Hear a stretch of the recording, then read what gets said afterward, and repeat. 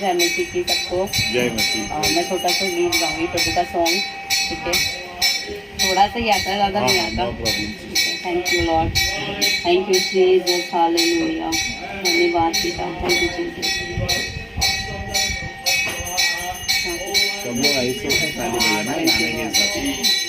Thank you Jesus, hallelujah. Hallelujah. मैं तुझको पसंद आऊं, मैं तेरे दिल को अब रिझाए, तेरी हर ख्वाहिश को मैं अपनी आदत बना लूं।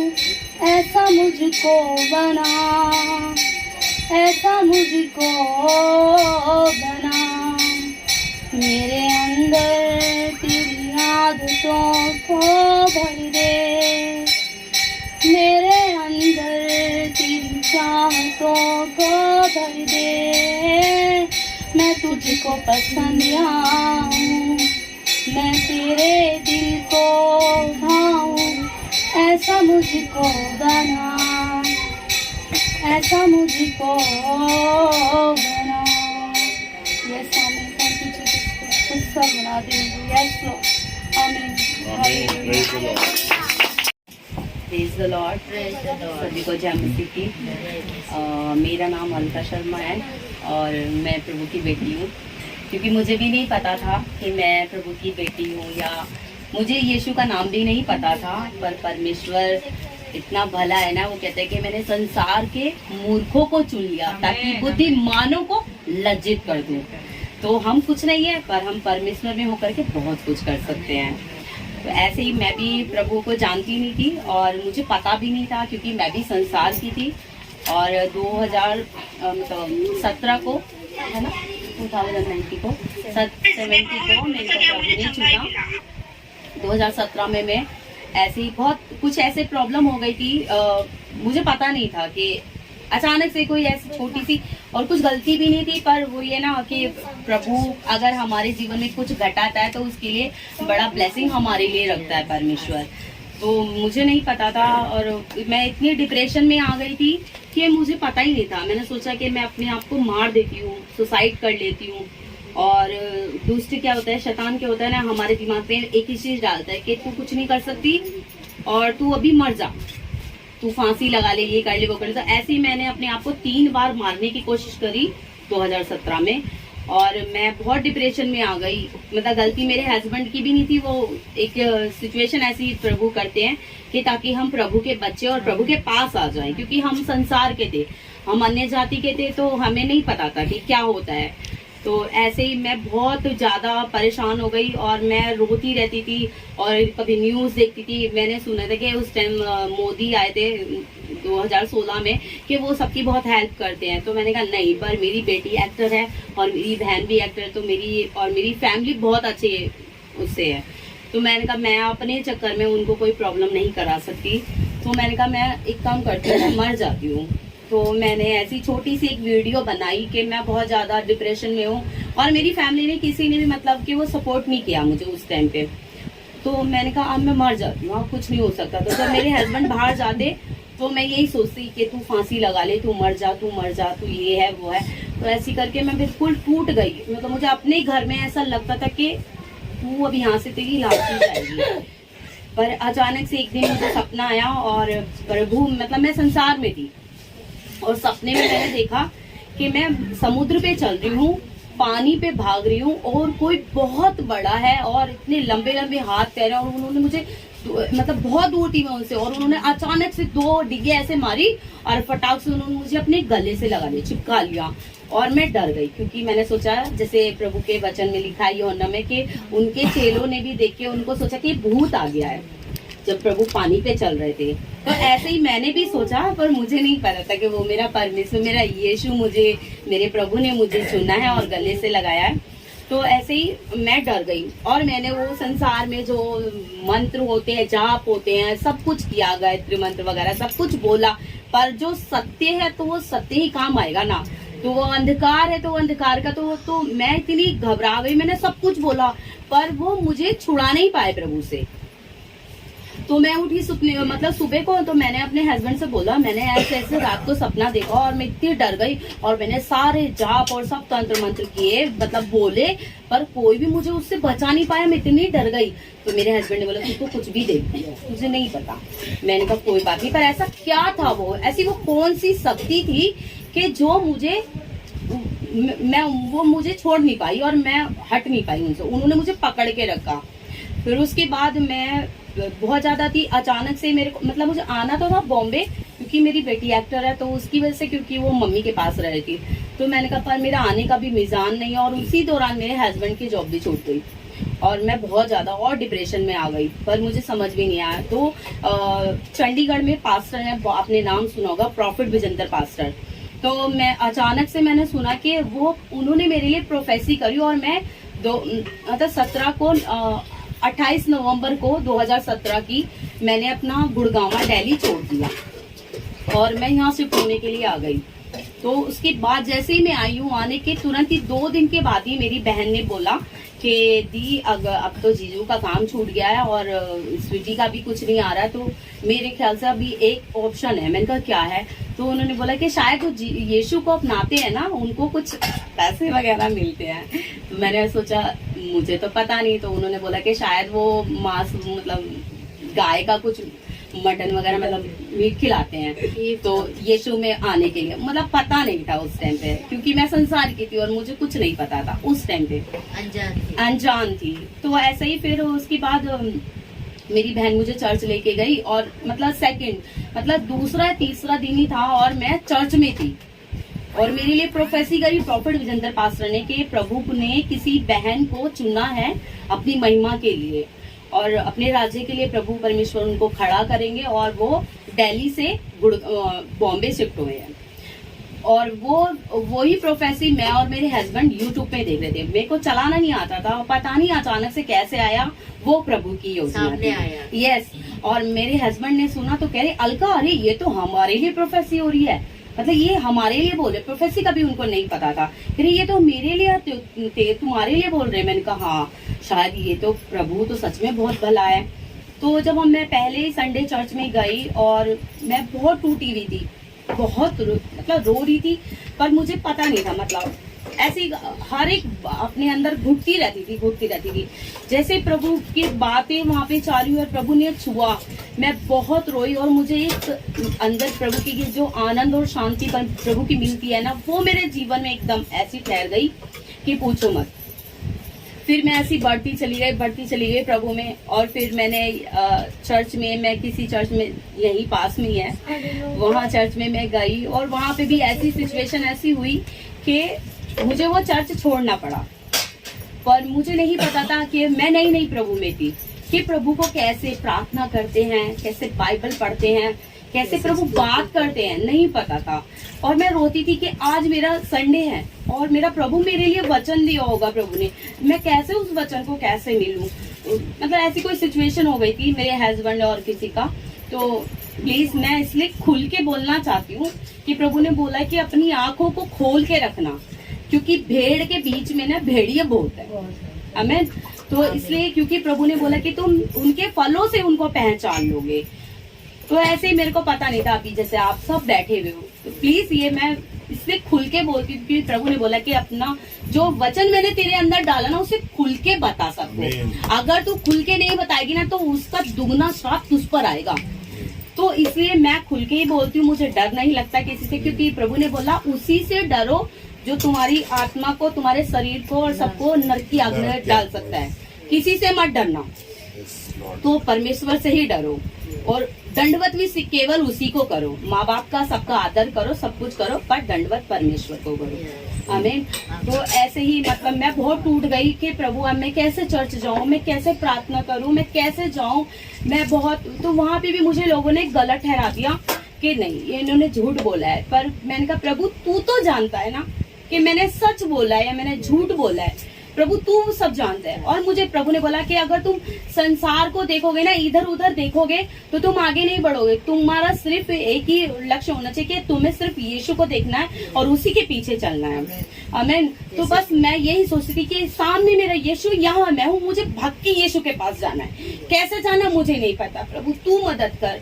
और उससे मेरी चर्च छूट गई और मैं बहुत रोती थी, इतना टूटती थी, रात दिन एकदम।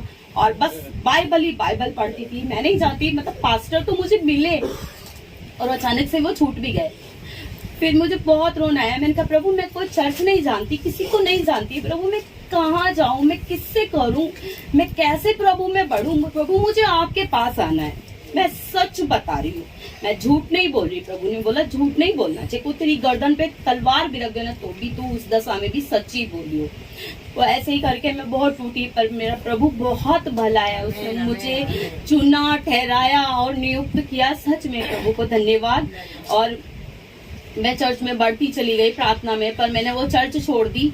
और उसके बाद फिर मैंने लाइव देखना चालू किया और प्रभु ने बहुत मेरे जीवन में ऐसे बड़े बड़े कार्य किए कि कभी मेरा एक्सीडेंट हो जाता, कभी मेरी फैमिली में कुछ हो जाता। और यहाँ तक कि मेरे हस्बैंड बहुत अच्छे से प्रभु में बढ़ रहे थे, पर वो ये ना कि शैतान आ जाता है। हाँ, तो भेड़ के बीच में वो भेड़िया भी बनकर आ ही जाता है कोई ना कोई। तो ऐसे ही कोई लेडीज थी, मैं सच बोलती हूँ क्योंकि मैं नहीं डरती किसी से, कोई थी और वो ऐसे ही करके मतलब उसने मेरे हस्बैंड का डाइवर्ट किया, मतलब और कहने के लिए कि वो प्रभु में।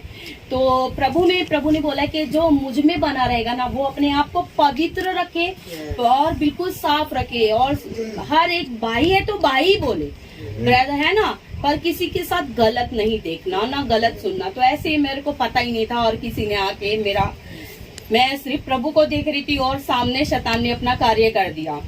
और मैं बहुत टूटी कि प्रभु अब मैं क्या करूं, क्योंकि प्रभु ने बोला कि तुम्हारा हस्बैंड ही तुम सर का ताज है प्रभु के बाद जो है ना। और जब वो ही साथ छोड़ दे और वो ना समझे तो बहुत दर्द होता है। मैंने कहा नहीं, कुछ भी हो जाए पर प्रभु मैं आपको नहीं छोड़ने की, मुझे मेरा जिंदा प्रभु मुझे मिला है। मैं नहीं जानती थी कि क्या है और क्या, मैं इतना ऐसे बस आसमान पे देखती रहती थी और बहुत टूटी हुई थी, कुछ समझ में ही नहीं आता था। पर प्रभु ने बहुत मदद किया मेरे जीवन में, बड़े बड़े कार्य किए। और अभी मेरी मम्मी पिछले अभी 2021 में 28 अप्रैल को मेरी मम्मी की कोरोना से डेथ हो गई। और वो प्रभु में बहुत बढ़ रही थी वो भी। और उनके बाद फिर हम लोग इतना डिप्रेशन में हो गए कि उनकी उल्टी भी मेरे अंदर चली गई, मुंह में चली गई। और बहुत सारी मैं बहुत छोटी छोटी करके बता रही हूँ, क्योंकि बहुत बड़ी करूंगी तो बहुत बड़ी हो जाएगी, आप नहीं वो कर पाओगे। तो फिर मेरे को और फिर उसके बाद हम लोग सारे दिल्ली चले गए, क्योंकि यहाँ पे बहुत ज्यादा पीक पे था उस टाइम कोरोना। और तो मेरे भाई ने बोला कि चलो हम लोग यहाँ से चलते हैं। मैंने कहा ठीक है चलते हैं। तो मैंने कहा प्रभु आपकी इच्छा होगी तो प्रभु मैं जाऊंगी, अगर आपकी इच्छा नहीं होगी तो प्रभु मैं एक कदम भी आगे नहीं बढ़ाऊंगी, प्रभु जैसा आप चाहते मैं वैसा ही करूंगी। तो ऐसे ही करके फिर हम लोग चले गए। तो रास्ते में ही मेरे को ट्रेन में लेफ्ट पैर में मेरे सांप ने काट लिया। और मैं 3-4 दिन से जागी हुई थी, क्योंकि मेरी मम्मी को मैं ऐसे इतनी ऊंची उठ जाती थी वो, और मतलब उनको मैं ही देखती थी। और सब बोले थे कि पास में नहीं जाना, दूर रहना। नहीं, मेरी माँ है, वो मेरी मम्मी है, मैं उनको कैसे तकलीफ में छोड़ सकती हूँ, है ना। तो मैंने कहा नहीं, मेरे साथ मेरा परमेश्वर, मेरा यीशु मेरे साथ है, मैं क्यों डरूं, मैं नहीं डरूंगी। तो मैं अपनी मम्मी के साथ रही और फिर वो खत्म हो गई। फिर उसके बाद हम लोग गए तो रास्ते में मुझे सांप ने काट लिया, मुझे बहुत तेज चक्कर आया और मैं चिल्लाई, मैंने बोला मुझे किसी ने काटा है। तो मेरी फैमिली ने किसी ने ध्यान ही नहीं करा, क्योंकि सब टूटे हुए थे, तो ध्यान नहीं करा। फिर उसके बाद मैं घर चली गई, दिल्ली चली गई। तो 10-15 दिन के बाद मैं देखती हूँ कि मेरे ना 2 निशान बने हुए हैं और ब्लैक मतलब एक लाइनिंग जा रही है रेड कलर, वो ब्लैक हो रही है पूरी। तो मुझे पता चला कि मुझे सांप ने काटा है। प्रभु ने बोला कि मैंने तुझे शत्रु की सारी सामर्थ पर अधिकार दिया है, तू उसे अपने पैर से रोन सकती है ना, तो तुझे किसी भी चीज से हानि ना होगी। आमीन। तो ऐसे ही करके मुझे कुछ नहीं पता चला और प्रभु ने मुझे चंगा किया, बचाया। और ऐसे ही मेरी बेटी अभी जस्ट 8 अक्टूबर को मेरी बेटी और मैं हम लोग सब दिल्ली गए हुए थे। तो वहाँ पे भी हम लोग सारे में नैनीताल में घूमे और वहां से जब लौटते वक्त आए तो हम जो गाड़ी मेरी बहन की लेके गए थे, तो वहाँ पे मेरा भांजा वो भी प्रभु में अभी थोड़ा बड़ा है, तो ऐसे ही उसको भी प्रभु ने उनको भी चुना है। तो मतलब उसको अचानक से उल्टी आने लगी। उसने बोला माँ से गाड़ी 1 मिनट के लिए रोक दो, नहीं तो मुझे उल्टी हो जाएगी। तो हमने गाड़ी रोकी और इतने में ही जैसे गाड़ी रोकी और वो कूदा उतरा है, उतरी में ही टायर में आग लग गई। और टायर में आग लगते के साथ ही मतलब हमने फिर जल्दी सारे उतरे। पहले मैंने सबसे पहले मेरे प्रभु को बचाया कि नहीं मेरे यीशु मेरे साथ, हर वक्त प्रभु को साथ में लेके जाओ जहाँ भी जाओ। परमेश्वर के प्रभु तू हमारी अगुवाई कर, तेरे लहू का बाड़ा बांधती प्रभु, हमारा आना जाना सब प्रभु आपके हाथ में देती हूँ। तो ऐसे ही करके फिर हम लोग उतर गए और फिर सब कुछ ठीक हुआ। फिर हम 8 अक्टूबर को हम नैनीताल में थे, फिर हम 16 अक्टूबर को हम लोग यहाँ बॉम्बे आ गए दिल्ली से। तो जब हम आए हैं तो 17 तारीख को ही मेरी बेटी को एकदम अचानक से इतना फीवर हुआ, इतना फीवर था, मैं सोचती हूँ कि 105 से भी ऊपर था इतना। और इसकी आंखें रेड और इसने बोला मम्मा मैंने कहा तेरी आंखों में कुछ हो रहा है। इसका प्यार से बंकू बोलते, वैसे इसका स्वीटी नाम है, खुशी भी है। तो मैंने कहा बंकू तेरी आंख में कुछ प्रॉब्लम हो रही बेटा, क्या हो गया? तो इसने बोला मम्मा मुझे फीवर हो रहा है और मुझे बहुत तेज हो रहा है, पर मुझे कुछ भी समझ में नहीं आ रहा। फिर उसके बाद तो देखा और सारे टेस्ट करा रहे हैं। अचानक से इसके डैडी ने बोला कि ऐसा, क्योंकि हम पहले ही दर्द झेल चुके हैं, तो ऐसे है कि हम लोग हल्के में नहीं ले सकते। तो मैंने कहा ठीक है इसे दिखाओ। तो जहाँ भी जा रहे हैं रिपोर्ट तो नॉर्मल आ रही है, पर मतलब उसके लंग्स में मतलब कुछ प्रॉब्लम आ गई, इतना मतलब अंदर से वो डैमेज था बहुत ज्यादा। उसको उल्टी में ना मांस कट के आ रहा था। और प्रभु ने बोला कि तेरे सामने कुछ भी होगा तो गलत, अपने मुंह से गलत शब्द नहीं, क्योंकि परमेश्वर हमारा शब्दों का परमेश्वर है वो, क्योंकि जैसा हम बोएंगे और बोलेंगे हमारे लिए वैसा हो जाएगा। तो इसलिए मैंने कहा नहीं, मैं अपने मुंह से कुछ गलत निकालूंगी नहीं, क्योंकि मुझे पता था, एहसास हो रहा था कि इसको कुछ हो गया। और सच में इसको इतना कोरोना था ना कि बहुत ज्यादा मुझे पता चला। और सामने से प्रोफेसी भी आई कि प्रभु ने बोला कि ऐसे ऐसे फैमिली में कुछ होने वाला, प्रभु बचाएगा, प्रभु मदद करेगा। तो मैंने किसी को नहीं बताया, बस मैं प्रार्थना कर रही और रो रही कि प्रभु आपकी बेटी है, प्रभु आप जानते हो प्रभु, जैसा आप चाहोगे प्रभु, मेरी इच्छा नहीं प्रभु, आपकी इच्छा मेरे जीवन में पूरी होनी चाहिए। तो ऐसे ही करके इसको मैंने दिखाया और बस ये लास्ट ही था। फिर मैं चंडीगढ़ गई थी, प्रार्थना का वहां से ऑयल लेकर आई और मिट्टी और प्रार्थना किया, इसको प्रभु का क्रूस बनाया कि प्रभु तू इसके अंदर रहता है, प्रभु ये तेरी, प्रभु तू जिंदा खुदा है, जब तू जिंदा खुदा है तो हम उसके बच्चे हैं, हम कैसे मर सकते हैं? और अभी हमें बहुत कार्य करना है, प्रभु में बढ़ना है, दुनिया को बचाना है।